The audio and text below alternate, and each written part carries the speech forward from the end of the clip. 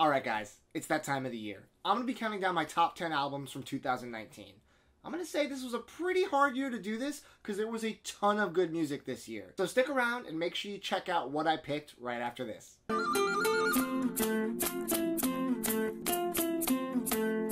Number 10, Lana Del Rey, Norman fucking Rockwell. I've been a casual fan of Lana since probably her album Ultraviolence, and she's been on and off my radar since then.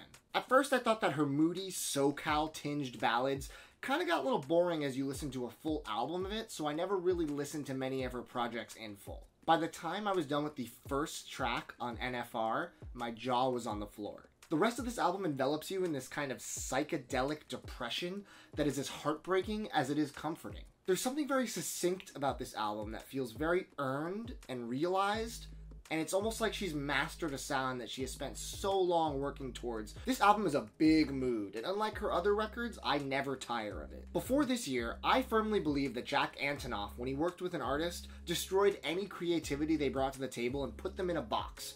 This year, however, Jack proved me wrong on multiple occasions. Lana and Jack worked together to create one of the finest musical presentations of the entire year.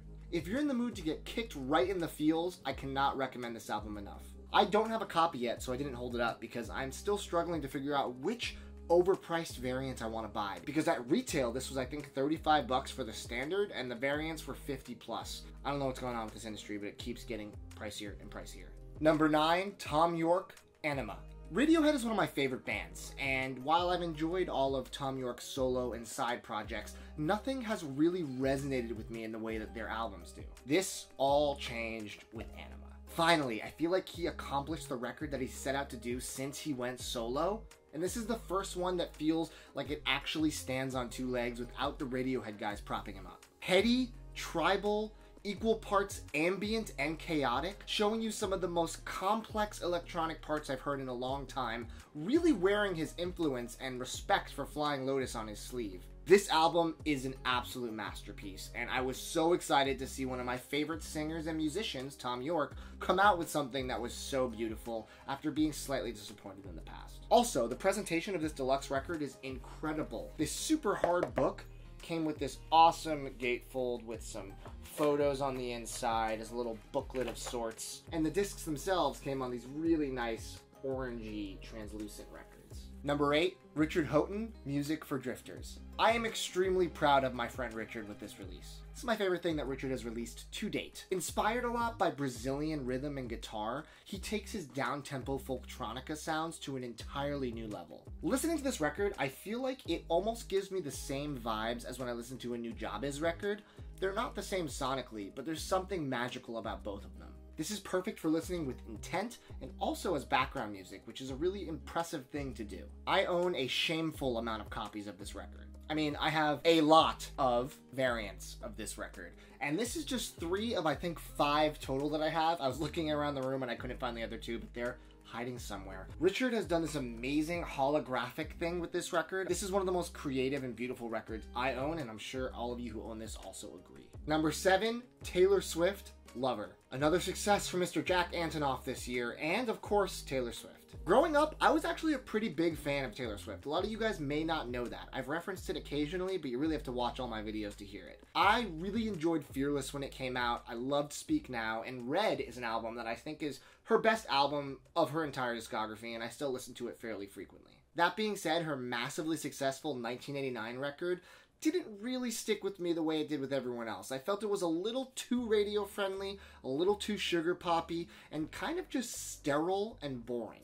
That was the first time she worked with Mr. Antonoff, and that kind of started informing my opinion, which was only reinforced by that follow-up, Reputation, which is for me almost unlistenable. At that point, I'd pretty much written Taylor off. Then the first single from Lover came out, Me, featuring Brendan Urie, one of my favorite vocalists from Panic at the Disco, and that was terrible. One of the least pleasant listening experiences I ever had. I thought it was a joke at first. So color me shocked when the full album came out, and I, for some reason, pulled it out of myself to give her one last chance, and she absolutely blew me away with just one listen, and it keeps getting better as I listen more. Cruel Summer, featuring a duet and writing credits from one of my all-time favorites, St. Vincent, is definitely a highlight. Her friendship with the Houghten sisters shines through on her song The Man, which might as well be a song for Houghten. Paper Rings is as blissfully youthful and fun as many of her earlier singles. False God incorporates some really interesting nods to hip-hop production. Soon You'll Get Better is a heartbreaking collaboration with the Dixie Chicks. And Death by a Thousand Cuts is one of the best Taylor Swift songs of all time, where she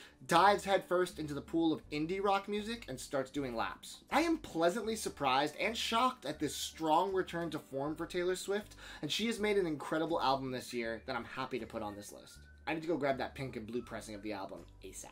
Number 6, Kanye West, Jesus is King. Despite Kanye being one of the greatest musicians of all time, objectively, I would understand this not being on many of your top 10 lists. Call me a stan all you want, I wasn't entirely sure if this was going to even be on my list. I can safely say though that with every listen I've given this album since it came out, it has grown on me substantially, to the point where I like every single track, which was not the case on my first listen. Kanye has pledged his love to the Lord Jesus Christ, and this album is a tribute to him.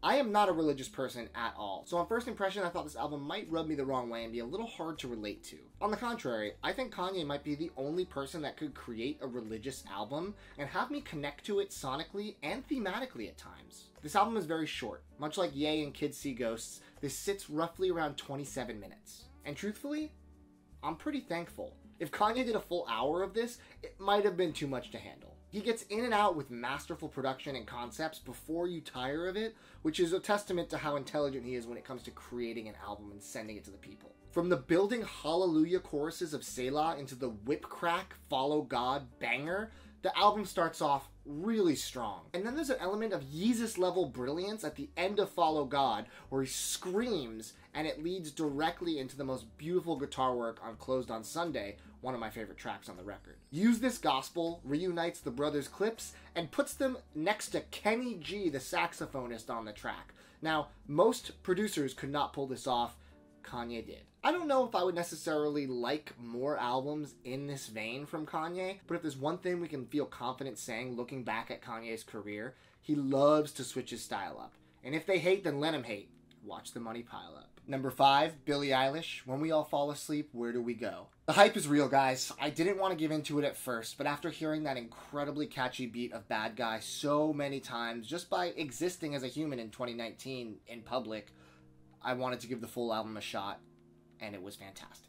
For a debut LP, Billie, creepy as she may be in this picture, brought her A game, and she created something magnificent. The 17-year-old wonderkind created this sympathetically demonic persona and blasted us with these bass-heavy whisper bangers that were separated by these emotional, quieter tracks. Complete with distorted vocals amongst the chaos, she utilizes a mixture of synth pop and trap music in a way that really hasn't been done before as far as I know. Her influences for this record are kind of hard to pin down as she navigates every song with the confidence of someone that was the person she became after releasing this record. Think about that. If this is the start of her career, I am extremely excited to see where this is going. There are many variants of this record thus far, including a bad-sounding picture disc and in one of those really cumbersome, awkward 7-inch box sets that are impractical to listen to at best. But I wanted to track down this one variant, which was my favorite visually, the amazing, beautiful, slime green kind of translucent record.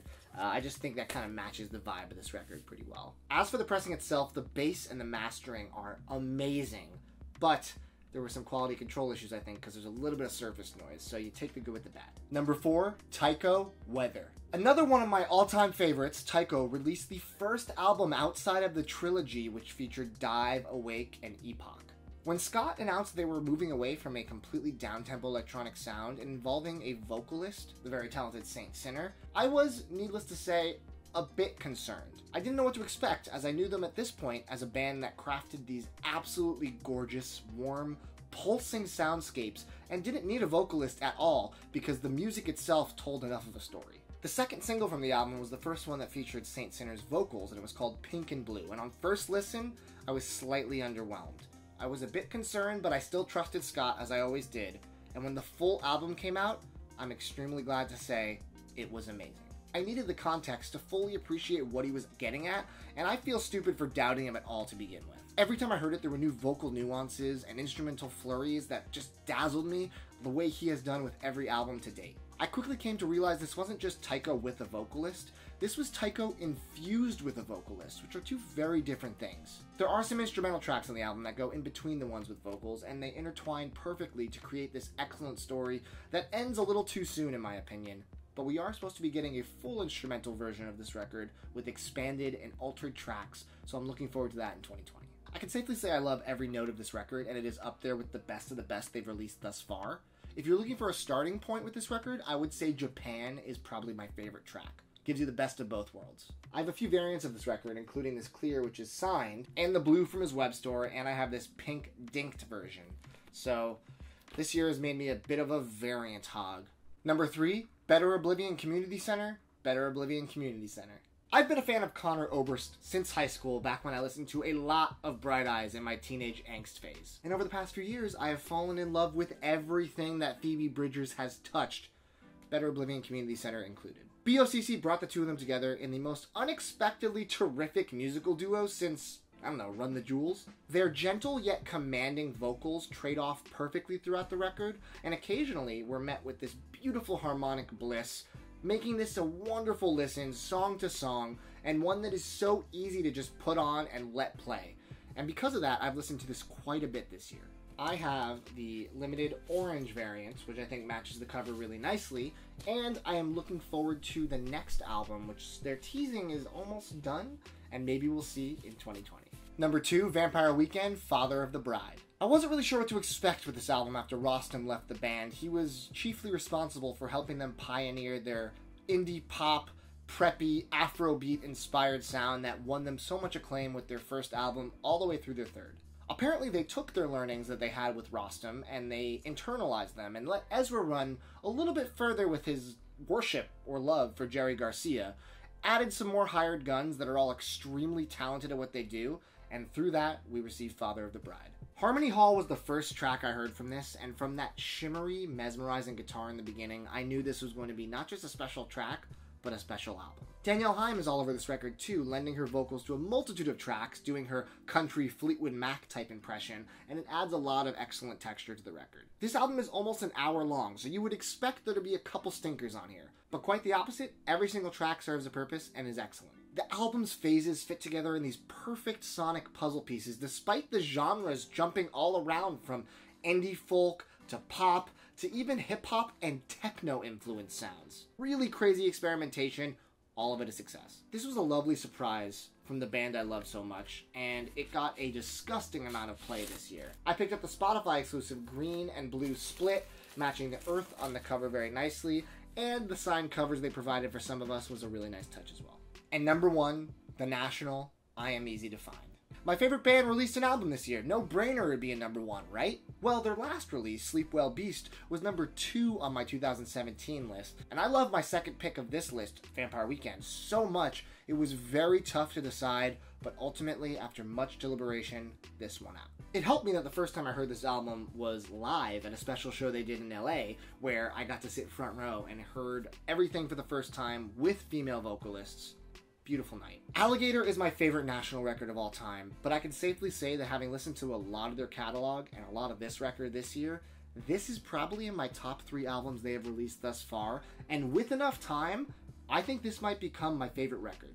The lyrics are cryptic as usual, but it does feature the perspective of what it is like to be an aging rock star with a family and the thoughts, fears, and hopes that come with that. They managed to share that with us in a very tangible, relatable, intense way that only the National can do. The boys also bring a slew of ladies on board to duet with and occasionally take lead vocal parts, a first for the band, and it adds an unforgettable element to the record. Matt's deep voice, harmonizing with Kate Stables on the titular track, I Am Easy to Find, is one of the best musical gifts I have ever received.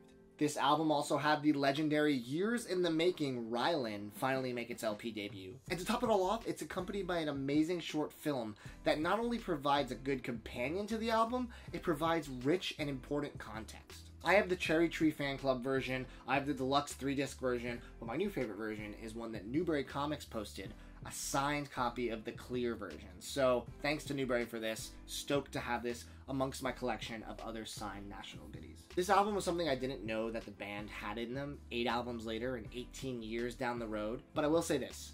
It is solidifying that this is my favorite band, and they probably will be for a very long time.